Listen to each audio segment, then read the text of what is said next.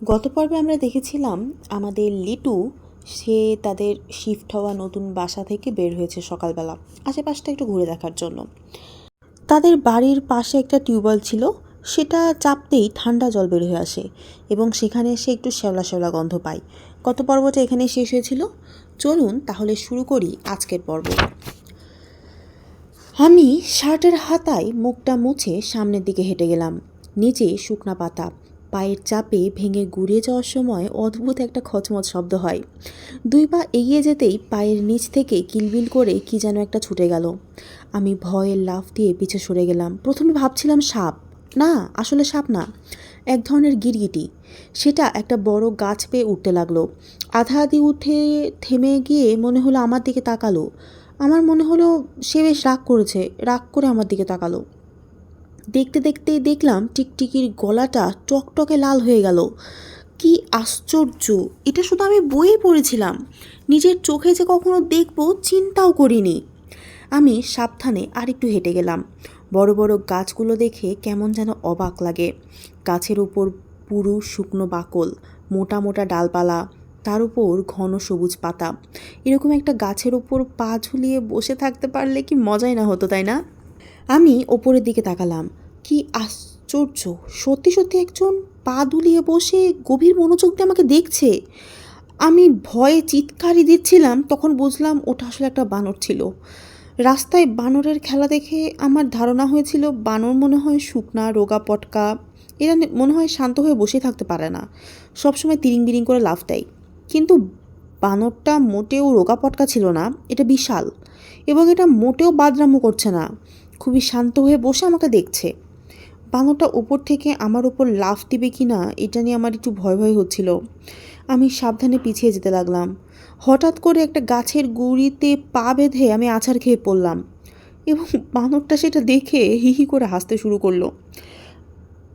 আমি অবাক হয়ে বানরটার দিকে তাকালাম এবং দেখতে পেলাম সে মোটেও হাসছে না, আমার দিকে উদাসী চোখে তাকিয়ে আছে। অন্য কেউ হাসছে এবং আমি চোখ ঘুরিয়ে তাকালাম এবং দেখলাম আমারই বয়সী একটা ছেলে পেটে হাত দিয়ে হাসছে। মনে হচ্ছে হাসতে হাসতে সে একটু পরেই মাটিতে গড়াগড়ি খেতে শুরু করবে। আমি উঠে দাঁড়িয়ে শরীর থেকে শুকনো ধুলা মাটি ঝেড়ে ছেলেটার দিকে তাকালাম। আমার এত রাগ হচ্ছিল যে কিছু বলার মতো না। একটু চোখ পাকিয়ে ছেলেটাকে বললাম, কী ব্যাপার, হাসছো কেন? ছেলেটা অনেক কষ্টে হাসি থামিয়ে বলল, বান্দরটা দেখে তুমি ভয় পেয়ে যেভাবে উল্টা দৌড় দিয়েছ, তারপর যেভাবে আচার খাইয়েছো, সেটা দেখলে যে কোনো মানুষ হাসতে হাসতে শেষ হয়ে যাবে। আমি আমি মোটেও ভয় পেয়ে দৌড় দিইনি। ঠিক আছে, ঠিক আছে, দৌড় দাওনি, আচার তো খেয়েছো। একটা মানুষ আচার খেলে হাসতে হবে? ঠিক আছে, আমার দোষ, আমার হাসা উচিত হয়নি। কী করবো হাসি পেলে, বলে সে আবার হি হি করে হাসতে শুরু করলো। হাসি জিনিসটা একটু সংক্রামক, আর তাছাড়া ছেলেটার কথাবার্তার মাঝে কিছু একটা আছে যেটা দেখে বেশিক্ষণ রেগেও থাকা যায় না। তাই আমি তার সাথে হেসে ফেললাম। ছেলেটা বানরটাকে দেখিয়ে বলে, ও হচ্ছে ভোতা সুন্দরী, সবসময় মুখটা ভোতা করে রাখে, সেই জন্য ওর নাম ভোতা সুন্দরী। ভোতা সুন্দরী আসলে ঠান্ডা মেজাজের বান্দর, জানো, ঝামেলা করে না। তবে ওর বয়ফ্রেন্ড নিয়ে একটা সমস্যা আছে। কি, বানরের আবার বয়ফ্রেন্ড? আছে, বয়ফ্রেন্ডের নামও আছে টোগা সন্ত্রাসী। কি, টোগা সন্ত্রাসী? হ্যাঁ, সে বান্দরটা হচ্ছে না মহা সন্ত্রাসী। সে এখানে থাকতো তাহলে দেখতা কী করতো, লাভ ঝাপ দিত, তোমার মুখ ভ্যাং চাইতো, গাছের ডাল ধরে ঝাঁকাইতো, চিল্লাফাল্লা করতো। এই জন্য আমি নাম দিছি টোগা সন্ত্রাসী।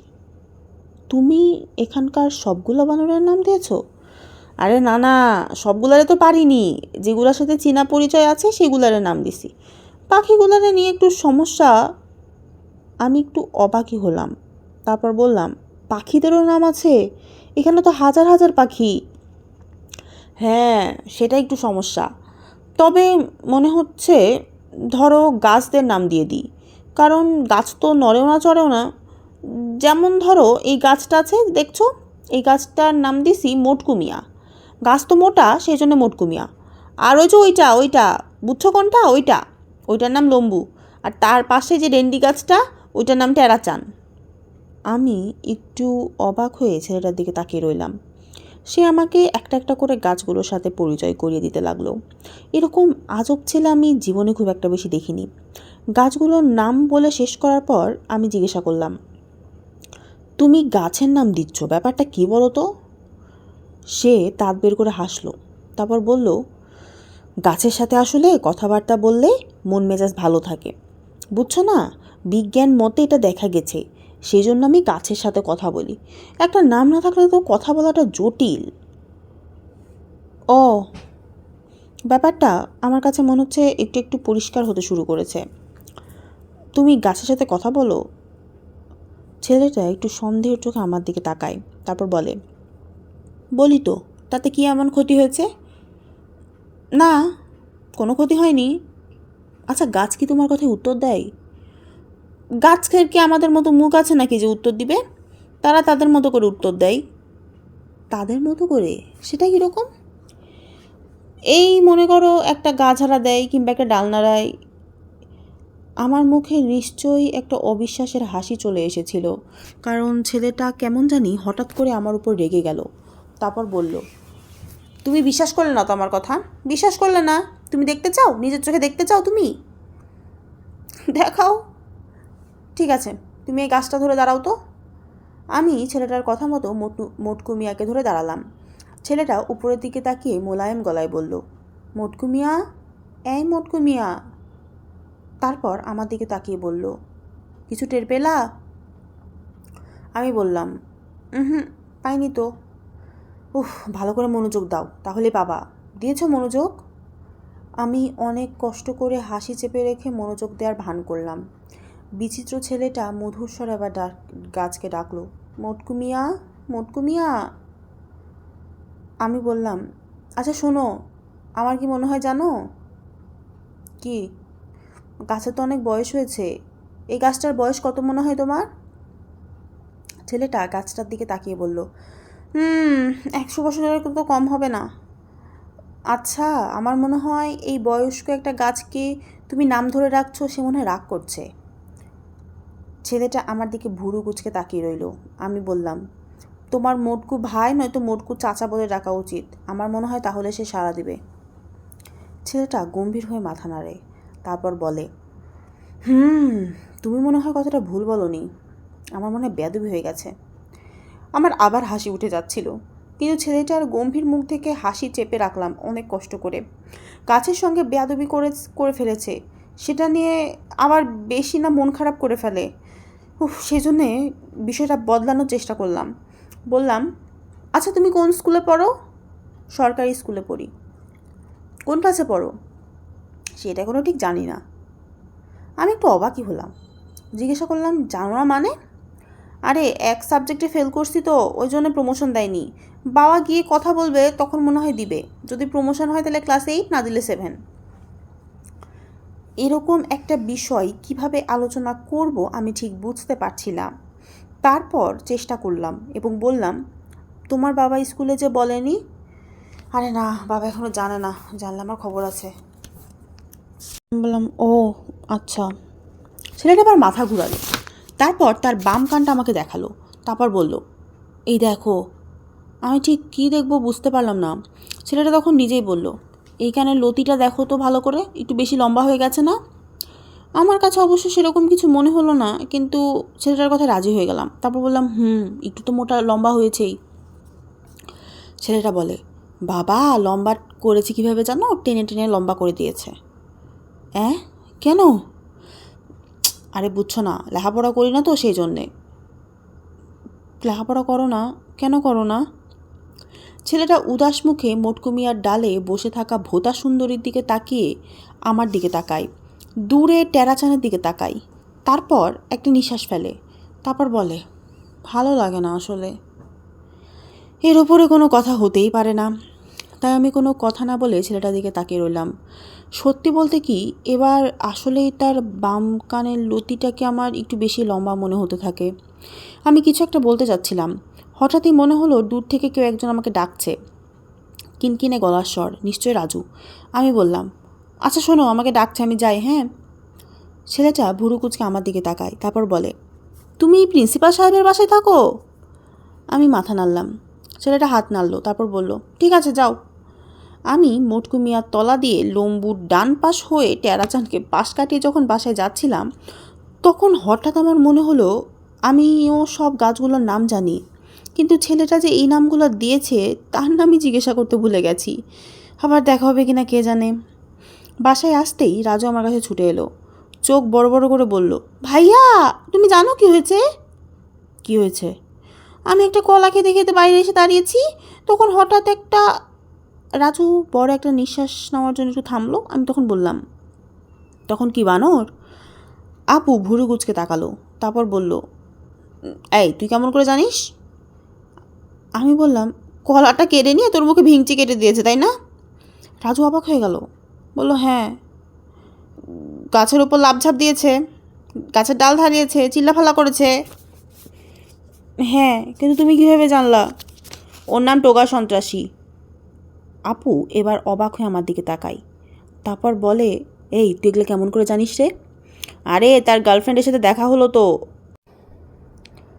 আপু একবার আমার মুখের দিকে একবার আম্মুর মুখের দিকে তাকিয়ে বলল, দেখছো আম্মু, লিটু এর মাঝে কত বন্ধু জোগাড় করে ফেলেছে।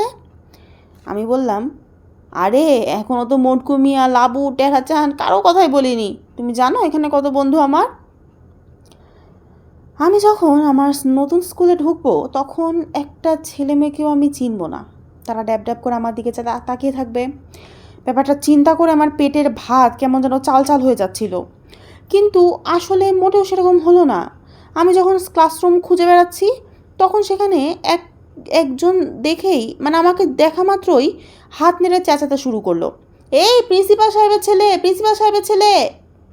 ছোট শহরে মনে হয় কলেজের প্রিন্সিপাল খুব বড় জিনিস, সবাই খুব গুরুত্ব দেয়। ক্লাসে আসার আগে আমাকে চিনে ফেলেছে। এই ছেলেটিকে আমি ভালো করে দেখার চেষ্টা করলাম।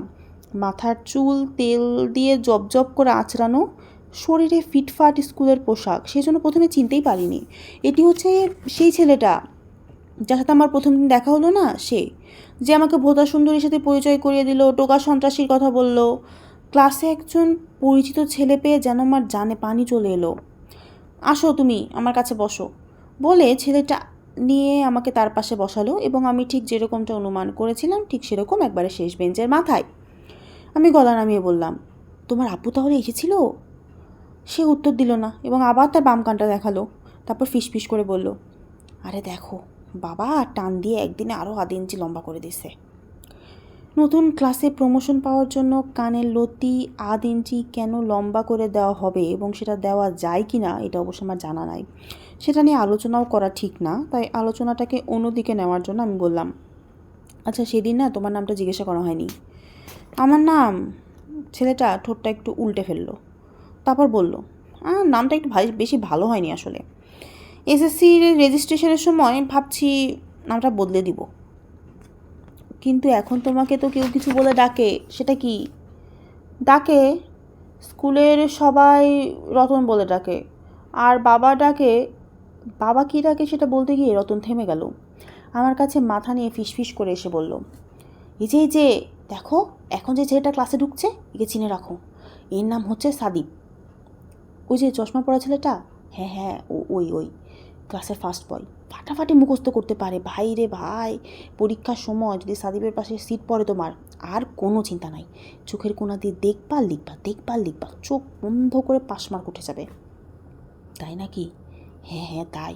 আর জানো তাদের বাসায় গেলে দেখবা বাবা মা ভাই বোন সবাই খালি লেখাপড়া নিয়ে কথা বলে, একজন একটা মুখস্থ বলে আর একজন আরেকটা মুখস্থ বলে, এদের বাসায় কোনো নর্মাল কথা হয় না।